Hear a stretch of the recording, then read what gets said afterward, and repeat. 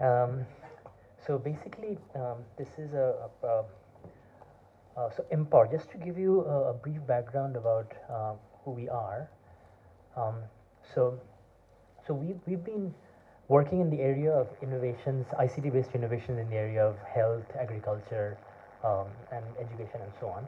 So one of our biggest kind of visions that technology can really decentralize the functions of experts. I mean, we have seen that in telemedicine, and we're basically trying to bring similar concepts of telemedicine in the field of agriculture also.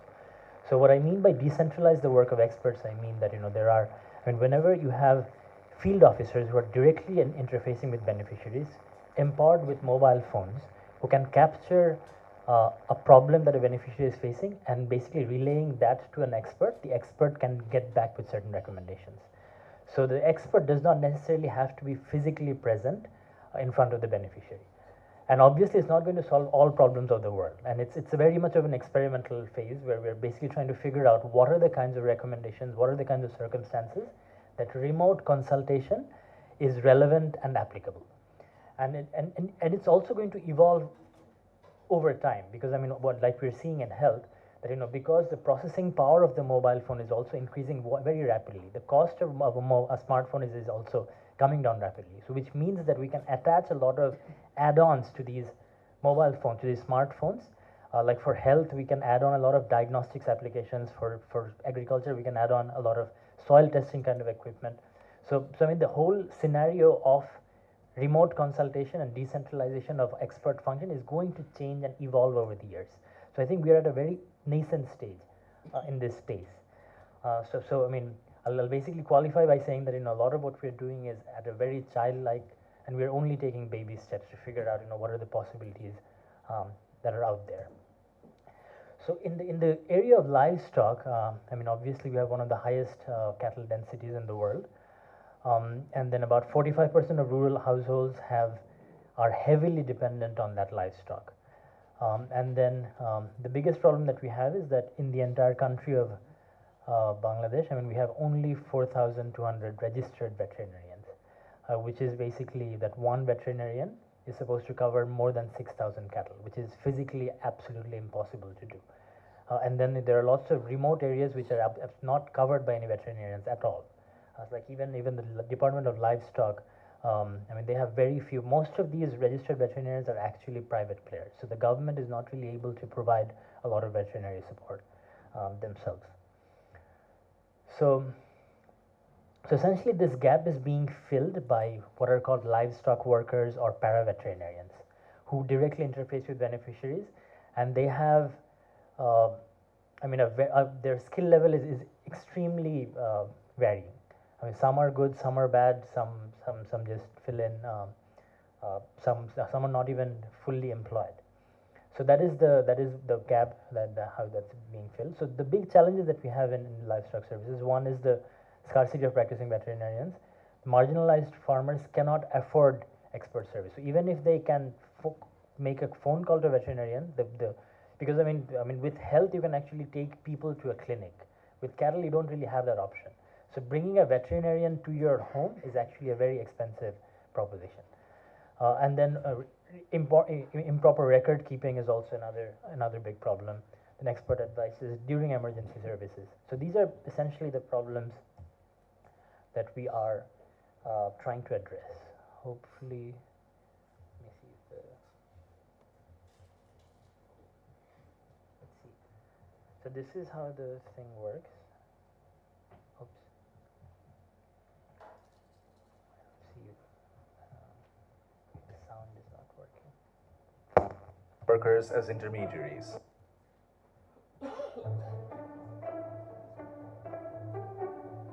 The Livestock Management System is an ICT-based tool to connect livestock professionals to smallholder farmers of rural Bangladesh through livestock workers as intermediaries.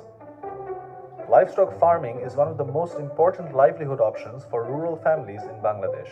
Unfortunately, the sector faces a number of challenges such as scarcity of veterinarians, affordability of in-house veterinary services by poor farmers, record keeping of livestock husbandry procedures, and expert advice during emergency situations.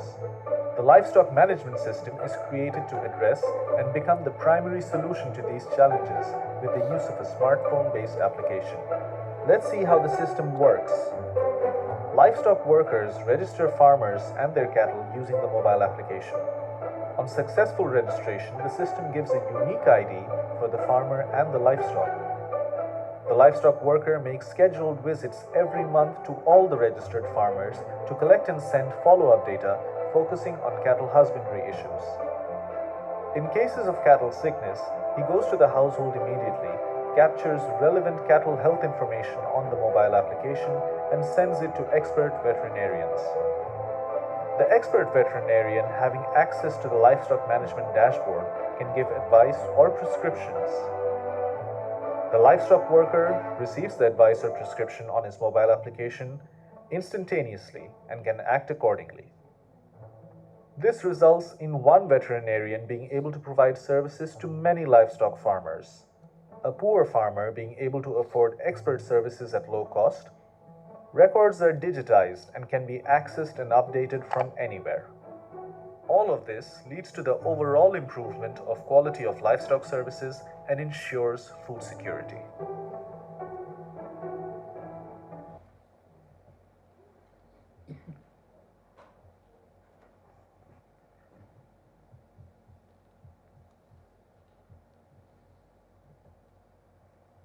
Right.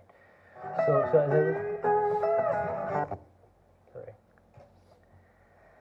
So as I was saying before, I mean, we are, I mean, essentially taking baby steps to figure out, different price points, willingness to pay issues, how the entire business model will work. So right now we have about 24 livestock workers, and a number of them actually came to us to subscribe to this service. So they already had a smartphone and they wanted to subscribe. So we are right now at an experimental phase to figure out, we are not really charging these livestock workers yet. So because these livestock workers already have a mechanism of getting payments for their service. So what we're trying to do is increase their existing income, or we're trying to get more unemployed youth in the rural communities to come and work as paravets. So the price points are something that we're still kind of experimenting with. But we do have a model that we're trying to work out. One livestock worker essentially covers about 200 cattle per month. I mean, that's the general figure. So they right now earn about $1.3 per cattle, and then so 10 livestock workers. I mean, so $1.3 per cattle, meaning that I mean, if they can serve about 200 cattle per month, they earn about $260 per month. And what we are assuming is that if they share about 25% of that income with us, then we have just about a kind of a break-even scenario.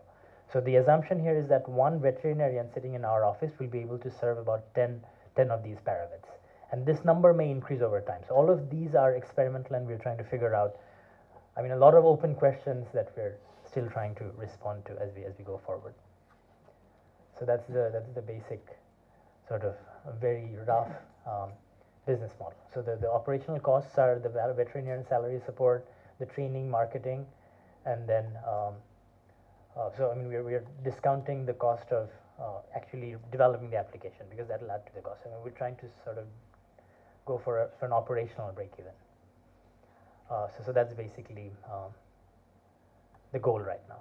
Thank you. Open to questions. So I think we'll start with the panel first, and then we'll go to the audience for all three presenters on the questions that they have.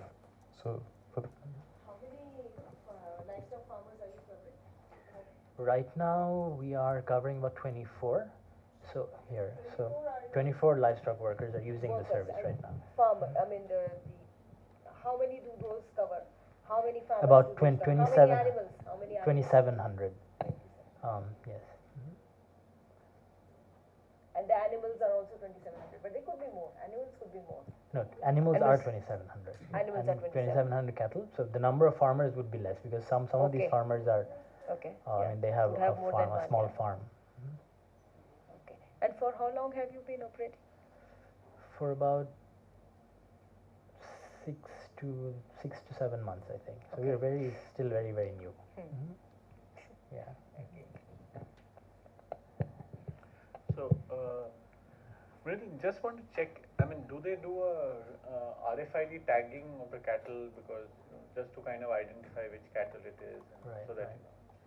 That we are not doing yet, but that's something that very large farms in Bangladesh have that.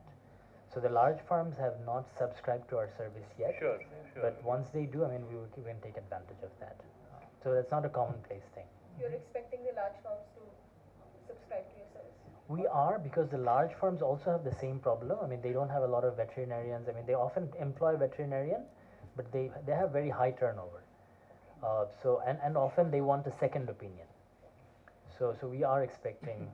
So we are trying to create a package for the large farms to subscribe to our service.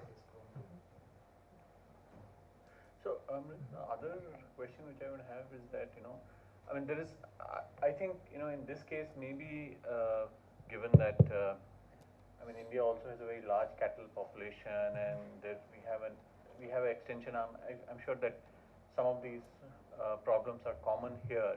Right. And have you kind of tried to look at, what is being done in India? Maybe there are some learnings that you can kind of take to Bangladesh. And of course, I mean, this seems very innovative, and maybe there's some way you can cross-pollinate ideas, and maybe this could be kind of replicated in India. So Sure. I mean, just there are looking at similar. both ways Absolutely. synergies. Can I just add to this question? Actually, there's some very decent work in Pakistan that has been happening on livestock. Okay. That might be something that you want to consider. And I don't think there is much happening in India. India can actually learn from both Pakistan and Bangladesh on livestock. Right. Yep. And I'll You, more you, information you about it. propose to restrict yourself to only cattle, or do you have intentions to get into other veterinary products also, other veterinary animals? We do. You But do. I mean, cattle is something that seems more of a lower hanging fruit than others, because I mean, with poultry, I mean, we actually tried poultry a little bit also, but the problem with poultry is that if there is a disease outbreak, there is very little time to do anything. So the expert service, I mean, Has to be immediately has to be available. immediate, and that is not what you can often have. I mean, with cattle, I mean, the thing is that when they go sick, I mean, they give you certain time, and the other good thing is that there is a finite number of prescriptions that you can provide. So that is why we started with this, but we definitely want to expand out to other veterinary services. The time is still less than for crops. Yes, The time that you have. right, exactly, Still crops, haven't yeah, been more than right. I think I personally would like to say that this is something which is excellent. I mean, in the work which, and it gives me some thought process which I would not like to disclose here. Thank you very much. So I think we'll open the forum for all the questions for all the presenters out there. So I would request we have 5 minutes for all the questions that you have. So I would request the presenters to come here, and then the audience can ask them any questions that you wish to ask. And please take the name of the presenter that you wish to ask questions from.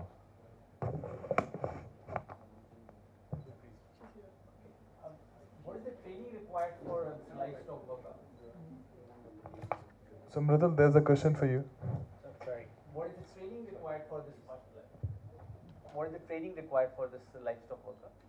So the livestock workers that we have been working with are already, I mean, they have worked as a livestock worker before. So we have not been involved in the training of livestock workers as such. But I mean, as I was telling you earlier, so, I mean, our aim is to get a lot of unemployed youth kind of get engaged in this. So we are developing a kind of a 1-week curriculum to identify the kinds of things that go wrong with a cow. I mean, there are certain things that you have to know. I mean, the cattle health. I mean, there are certain indexes. So the whole point is that part of what I was saying, that decentralizing expert services means that you have to be able to create an intermediary out of anybody within a few days of training. So that is the only way we can decentralize services in a highly populated country such as ours. Because at the end of the day, they are not taking the recommendations. All we need to train them up is to gather the right information. So it's much less risky.